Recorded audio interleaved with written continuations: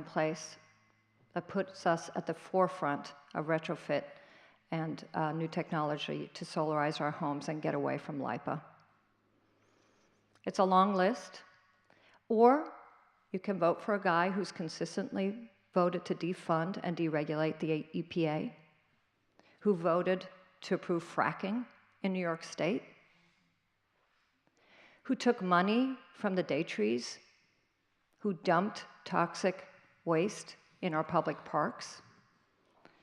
You can vote for a guy who has consistently upheld tax laws that give away the store to the top 1 or 2% earners in this country, big corp, and not protected middle class working families and rewritten a tax bill the way we all want to see it written to protect middle class taxpayers.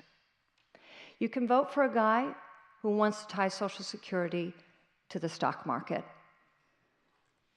or has voted to create a voucher program for Medicare, which means that every senior is then left to have to negotiate with insurance companies and out-of-pocket costs go up. You can vote for a guy who wants nothing to do with immigration reform despite the spin he puts on it and has voted against the DREAM Act. Or you can vote for someone who believes in coming together, comprehensive immigration reform, such as the Senate did pass and adopt, but then got mired in partisanship in the House. You can vote for someone who believes that the Affordable Care Act can be fixed and that there is a route to fixing it and protecting everyone in America and make sure that they have access to affordable health care. Or talks about replace, repeal, but has no replacement. And you can vote for someone who cares about gun safety, who cares about a woman's right to choose, who cares about protecting the hundreds of thousands and millions of women who get affordable health care through Planned Parenthood, and who will fight for all of these things, and got elected by 60-40 margins 3 times on a local level because people knew I kept my promises, I rolled up my sleeves, and I got people to work together and got the job done and held the line on taxes. And I will fight for all of those issues and bring people together, just like I did on a local level, and stop the partisan dysfunction that is what's true in Congress today. Thank you. I'd be honored to have your vote. Thank you very much. Thank you.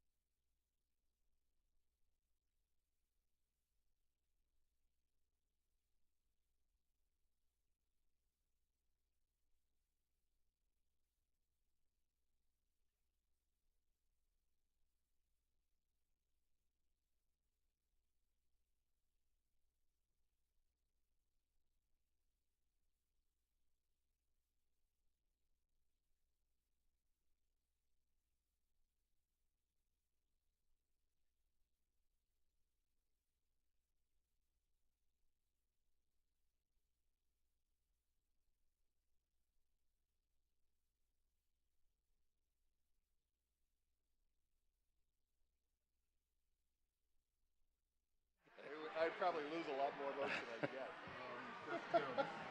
If you're that far back, it's not going to work. Okay, folks, we're ready for Act Two. If you'd find your seats, please.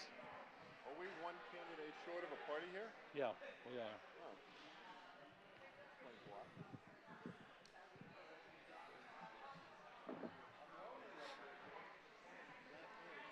Fred, this is exactly what you said would happen. What? Oh, the clear. Ladies and gentlemen, please take your seats. Please take your seats. Yeah, it always does. That's why there's so many more debates for the congressional candidates.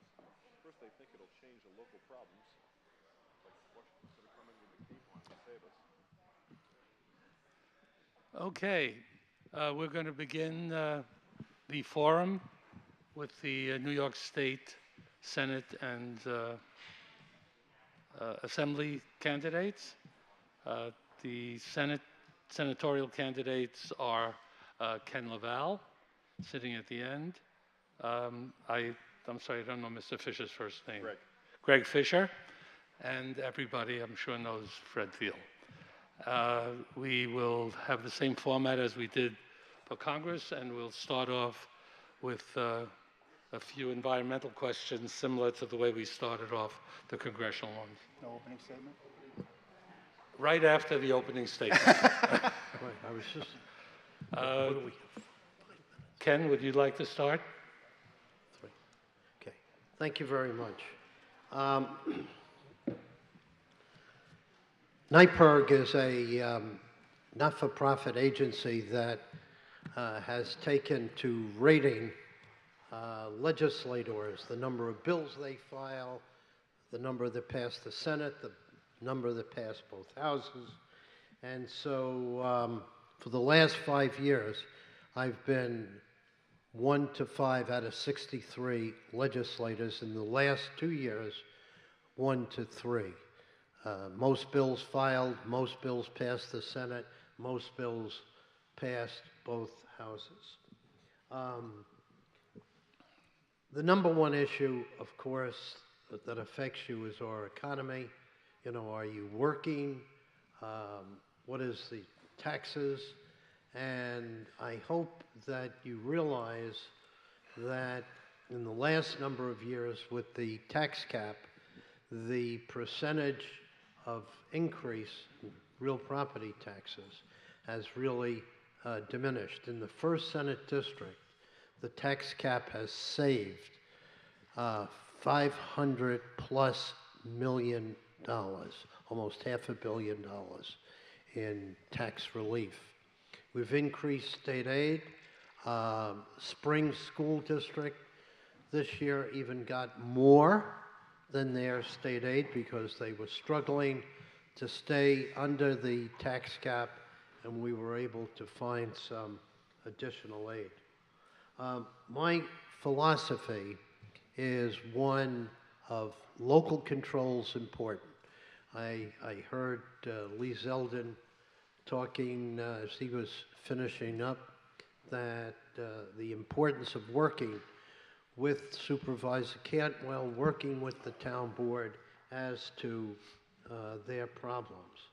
And one of the things that we did, you know, in the bills that we passed, myself and my counterpart in the Assembly, my partner, Fred Thiel, is the Community Preservation Fund, amending that to extend it longer, and also to have something that is critically important, and that is protecting our groundwater.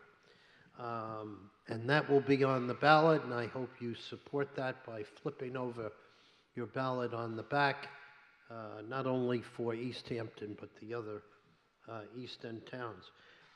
We have done tremendous in protecting open spaces, whether it was Hither Woods or Amsterdam Beach, Culloden Point, wherever. This town is almost preserved out. We passed legislation to preserve Montauk Lighthouse, and we have worked to make sure there are crosswalks that people don't get hit by cars in Amagansett, working with the town on Montauk, making sure that the beach is properly replenished, and I'm going to stop there because my time is up. Okay, Mr. Fischer. Hi, I'm Greg Fischer, and I am running for New York State Senate District 1. I'm the challenging candidate. Because I haven't been in for 40 years, I'm going to have to tell you a little bit about myself, and that'll use up a little bit of time as to what I plan to do. But I have 4 children, 2 millennials, 28 and 30, and 2 younger children, 12 and 9. So I am very clear about what has to be done for the future in terms of making Long Island affordable. My background is 3 degrees in business. I have 35 years in business consulting experience, and it's serious, some of it with big firms, Price Waterhouse and Pete Morwick, a lot of it on my own, starting my own firms. My background is business and economics. So, what we notice all the time is when you have non-economists and non-business people involved in legislation, they invariably ruin it. And when Mr. LaValle came to office, we were at the top of the great American prosperity, some of the best years America ever had. Now, though he's not to blame necessarily, there's been a slide down every year except for those years where there were bubbles, like housing bubbles and credit bubbles. So I've heard no lobbying, no leadership, no advocacy in any of that. Long Island is becoming increasingly inhospitable because of economics, and that has to change very, very quickly. It's not sustainable. Mr. LaValle said on both education committees, we always know about, we hear about Common Core and how we have to change that very quickly, but it got through his fingers. He was chairman of higher ed, but it's hard to realize that we're spending, in the case of, let's say, a SUNY Buffalo, gets about $4 billion a year, about $1 million per graduate is what we're spending. So that's all on his watch. So we have attorneys, Mr. LaValle's an attorney, Mr. Thiel's an attorney, running government, and they don't understand business, and we have big, big problems as a result, and that has to be changed immediately. Now, I've done things I've filed a lot of suits and taken a lot of actions throughout the years. I filed suits against LIPA to try and break them up.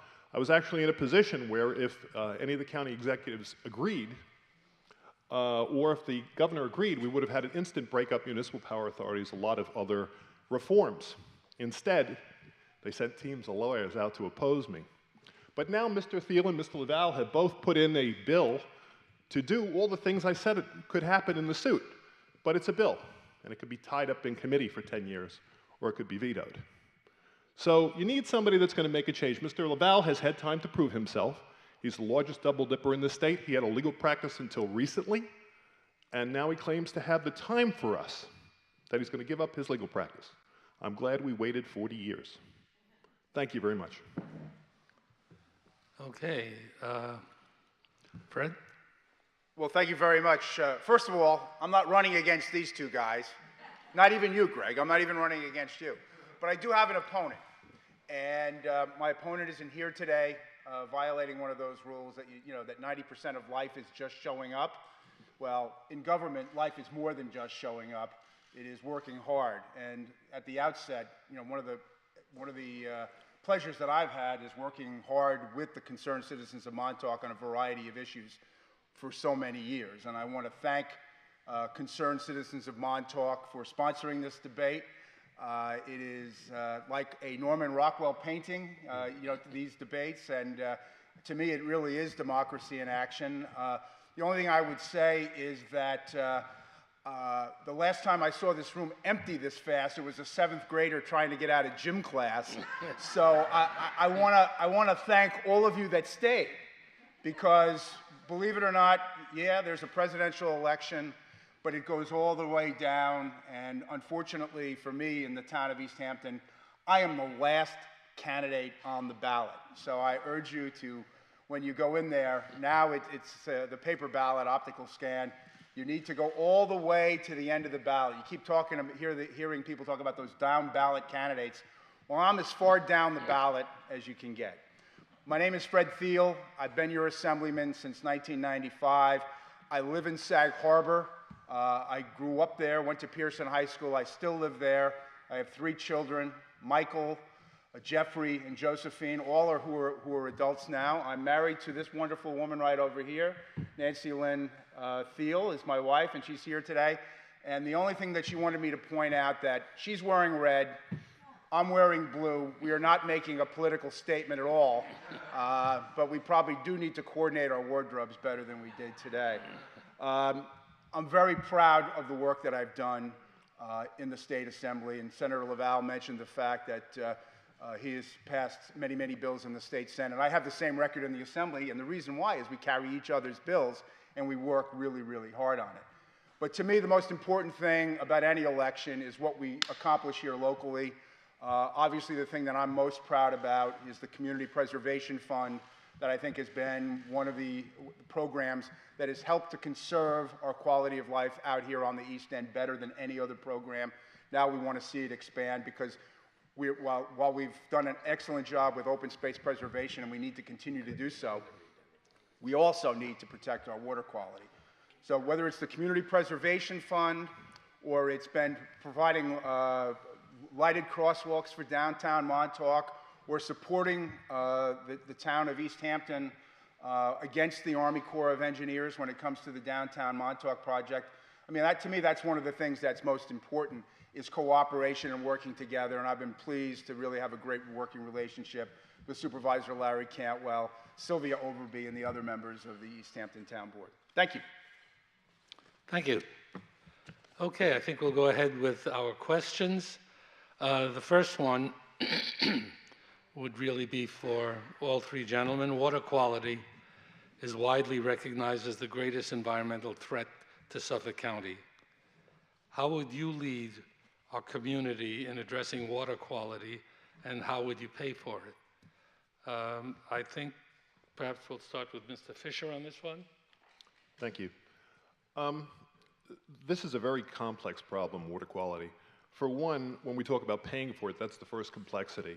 We have the highest costs to do anything here as opposed to almost anywhere in the nation. Highest electrical costs, we have high labor costs, everything is high here. So I am completely against putting in any new fees at all for anything until we can resolve a lot of the underlying inefficiency and corruption. Now, I've done audits on the school districts, personally, with Freedom of Information requests, gone through POs, gone through bids, and I've found lots of corruption. I've actually been able to get some prosecution recently. After a year and a half of work, I've been able to get some vendors debarred. Now, again, this is education. It sits in Mr. LaValle's lap, but over 40 years, he couldn't find any from the inside, and I'm able to find it from the outside. Now, these are guys, for example, one of them had just got knocked out, $110 million doing projects from Montauk to New York City, and he's 20 to 25% over. He never does, almost never does his certified payroll, reports anything legally. He's using illegal labor. It's really a disgrace, and I haven't been able to get press on it yet, even though there's been one official debarring. It's been referred for prosecution. I have a dozen more about to be prosecuted, a dozen more contractors. And they're out of the, once I get them, they're out for 5 years. They can't come back. So water quality, to jump back as to what we have to do, is I actually own a piece of property that's bordered by the Peconic and Main Street in Riverhead, so I watch this. I watch the plumes. I watch the fish die-offs. I'm very sensitive to it. It has to be managed differently for different parcels. So, of course, upstate, you commonly have larger parcels and you have leach fields and you keep the nitrogen at the surface. The problem occurs when you're putting the nitrogen below the surface and you have high-density housing. So we have to come up with solutions that fit each of these parcels. There's no one blanket solution. It has to be thought of very, very clearly. Plus, on some of the funds thought to be used for the next wave of water quality work, again, we have to have integrity in the bidding, because if we have corruption in the school district, we'll have corruption in this too. The school district stuff is happening everywhere, right under our nose, so we have to fix our processes. And then we have to I lost my train of thought. So I'll just leave it at that. If we were misspending monies, this makes no sense. We have a bad plan. We're not monitoring our government. Again, I'm running against a 40-year plus pattern of this unending corruption where there's nobody calling anybody on it. Where either the comptroller will come out and say that things are very bad, but he won't name names and he won't stop it, and the Attorney General won't stop it. Thank you. Ken? Yes. One of the things I talked about in my opening remarks was the CPF, Community Preservation Fund, that Assemblyman Thiel and I were the parents of, and over the years we've amended it several times to make sure it is being relevant. What greater relevance than to use those funds, 20% of those monies, to protect our groundwater and our surface water. Surface water is very important because so many people are getting their livelihood from our water. So we will, once again, environmentally lead the way by the 5 eastern towns. Things are looking very, very good that it will pass in all 5 eastern towns. But in an election, it ain't over till it's over, till everyone votes. But if we do vote for it in all the 5 eastern towns, we will show the way on how to preserve our water. I've created the Water Quality Center at State University at Stony Brook, and so research is being done there to show us the kinds of devices that can be used effectively in dealing with our waste. One thing that the people have said very clearly in the 5 eastern towns, sewering is not an option. So we have to find other methodologies in order to preserve our groundwater and our surface waters. Thank you. Fred? Well, thank you. I see water quality as the biggest environmental challenge that we faced here on Long Island and on the East End. We were hopeful that by preserving land alone and under the Community Preservation Fund over the last 18 years, the Community Preservation Fund itself has resulted in 10,000 acres being preserved across the East End. But preserving land alone hasn't been enough to stop the degradation of water quality because of the legacy of the development that has already occurred. And the biggest issue is nitrogen. We've seen the studies, but you don't need the studies because all you have to do is on any given summer day, go to one of your favorite creeks or bays, and chances are you might be looking at a red tide, a brown tide, a bronze tide. Pick your Crayola crayon. There's a color tide that we've seemed to have had over the last 5 years. So we need to do something about it. And we have to do something different than we're doing now. And to me, it's a three-pronged approach. First, you have to have a plan. And one of the things that Senator LaValle and I did during the budget process 2 years ago was to come up with $5 million for a Long Island-wide nitrogen reduction plan. After you have a plan, you have to have the technology to be able to implement that plan. And Senator LaValle mentioned the Water Quality Center that New York State over the last 2 years has put over $8 million to find not just new and better technologies, but affordable technologies that people can use, particularly with regard to alternatives to current septic systems and cesspools. And finally, if you have that technology and you have the plan, you have to be able to pay for it. And that's why the Community Preservation Fund referendum is on the ballot. That would generate across the 5 East End towns $500 million over the next 35 years for water quality projects. I don't think the East End towns should be doing it alone. We haven't had an Environmental Bond Act, a Clean Water Bond Act in New York State since 1996. And I think that the state has a role to play here more than just authorizing the towns, and that we need a substantial Clean Water Bond Act on the ballot in the state of New York in the next 2 years. Thank you. Thank you. The next question, excuse me, Excuse me? Hello? Hello? Could you give this to them up front? They kind of... Thank you. It'll get to me. The next question, the Army Corps of Engineers recently completed a controversial project on the public beach downtown Montauk. How should Montauk respond to rising sea level and erosion in the years to come? We'll start at this end. Fred? Okay. Well, if you come and listen to the congressional debate, you already got to hear this question. Right. So I wasn't cheating. I just wanted to hear the congressional debate. But the issue with regard to downtown Montauk and the Army Corps of Engineers, what we have wanted is a soft solution for downtown Montauk, a substantial reconstruction of the beach in downtown Montauk. Initially, what we got presented was an interim project because the FIMP study was years away. That was not what we wanted. It was what I described as something that was just a little bit better than a sharp stick in the eye. And that's really the way that I looked at it. Because, you know, as local governments, the town, the state, all the rest of us, we couldn't do nothing. You couldn't leave downtown Montauk exposed. You had to do something. And with that, the interim project, it was basically take it or leave it.